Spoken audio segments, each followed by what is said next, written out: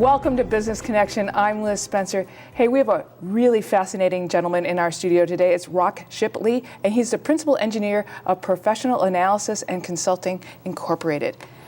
Wow, that sounds so big, but what you do is really very beneficial to someone like me. Tell me a little bit about what you do.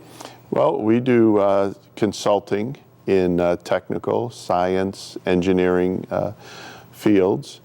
The name of the company is broad to indicate the wide range of services which we provide. I'm a licensed professional engineer in Illinois and other states as well, but we also have, for example, 2 PhDs in chemistry on our staff, one of whom specializes in environmental matters, contamination, for example. Very, very hot topics. One might use the term forensic engineering with you, or? That forensic engineering, the types of things we work on, if it's a serious enough matter that you call outside people such as ourselves, typically attorneys are going to be involved, legal issues, insurance companies. Sometimes we work for manufacturers directly. If they're having issues involving their product or the supply chain or components meeting specifications, that types of thing.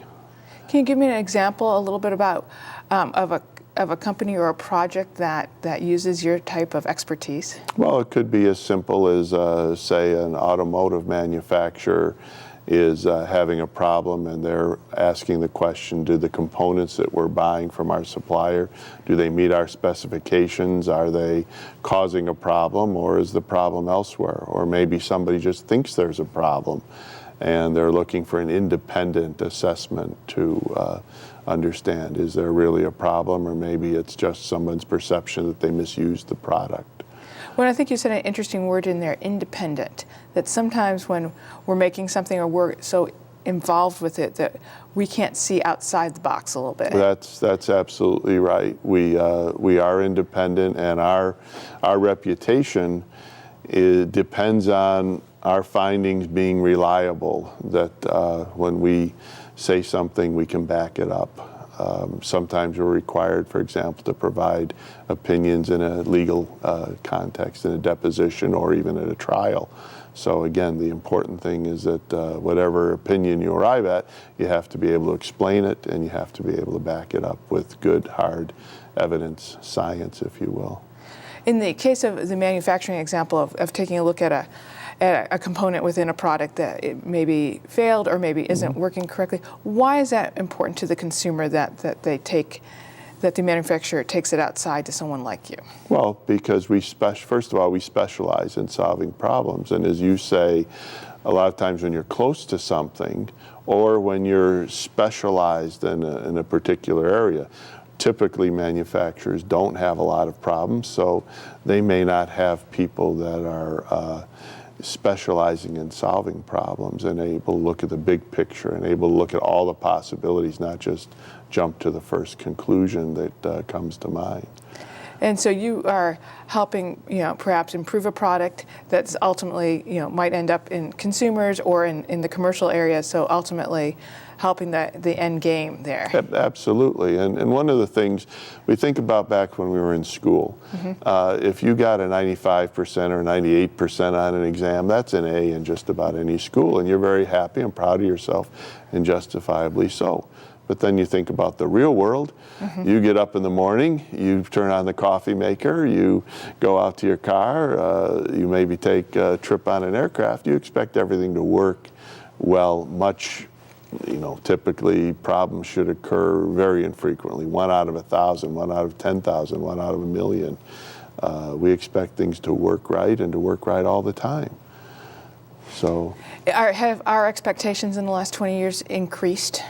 I think so. Products are certainly better than they were. You think about just the reliability of the automobile, for example. But as products get better, our expectations get better too. So we expect more from our products. We do, and I think our products have become so sophisticated that it's we're no longer able to tinker and fix our own cars, for example. Nor do we have a lot of desire to do that, because it's evolved. It has evolved. Again, using the automobile example, which we're all familiar with, the consumer can change the oil on an automobile, but you can't do much more. And in some automobiles, they don't even have a dipstick anymore. It's all electronic. So that's really come a long way. Tell me a little bit about your staff and who's on your team. Well, as I mentioned, we have chemistry, we have expertise in physics, we have expertise in the engineering disciplines, materials engineering, mechanical engineering, structural engineering. We have people that specialize in going out to sites and surveying a site where an accident might have occurred to document that photographically, or doing laser scanning, for example, to get dimensions. So we have a wide range of services and things that we don't offer. Within our company, we generally have good contacts outside the company to provide services that we can't do in-house.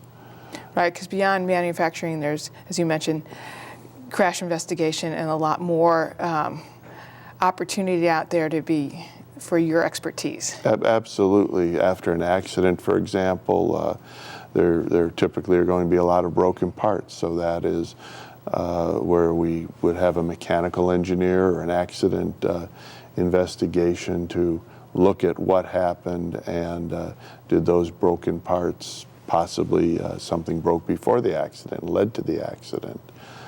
We can read the black box in an automobile, for example, to read the information that is stored there about what happened before the accident.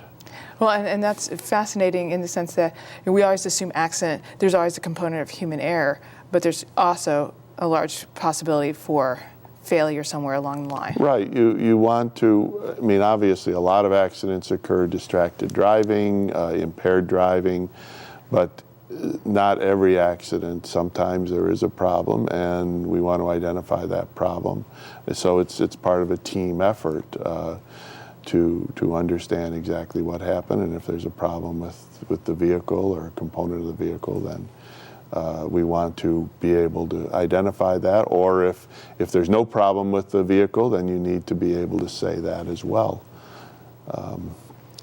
Well, you are just really the big problem solver of the world. Well, we're part of a team. We have our own little niche, and that's why people call upon us when they need help. Well, I think it's a fascinating niche, and I think you take, your engineering doctorate in engineering and make it just seem so fascinating, and apply it to what we encounter every day. And I think that's wonderful. And thank you for stopping by, telling me a little bit about it on Business Connection. And we're going to be right back. Stay tuned.